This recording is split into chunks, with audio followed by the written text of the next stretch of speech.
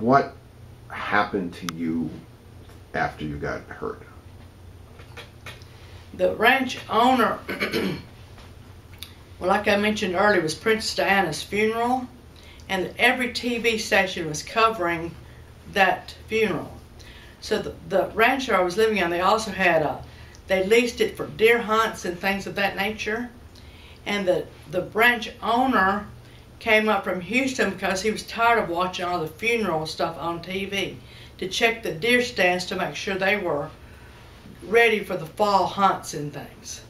And he saw my body lying out in the horse arena, and I was in the mode of aspiration, which he thought I was sleeping out there and snoring. But I had a really bloody head and a big swollen head, and so he knew that I wasn't sleeping even though I was aspirating.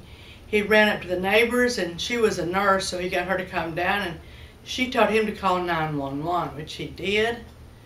And then from there I was transported to the hospital, who said they couldn't help me.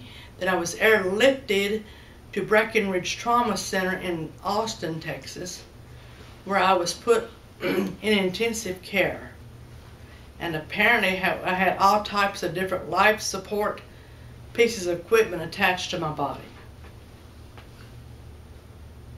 From what have you ever reviewed your medical records? Yes, I have. Okay. From what's in your medical records, tell us what actually happened to you. Well, what actually happened to me was when they realized at the Lee County Hospital they didn't have the equipment or the skills to accommodate severe brain injury. So they had me airlifted to Breckenridge Trauma Center in Austin, where they did diagnose me as, I'm thinking of the word, I have a moment of aphasia. Is it subdural hematoma?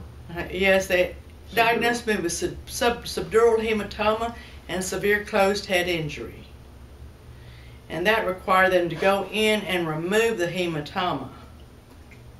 So they did brain surgery? Yes, basically. Did they do what they call a craniotomy? Yes, they did a craniotomy. Did they take out a large portion of your skull to do it? Mm-mm. So there wasn't any major area of bone was removed. How did they go inside your skull, do you know? As far as I'm aware, they drilled a hole.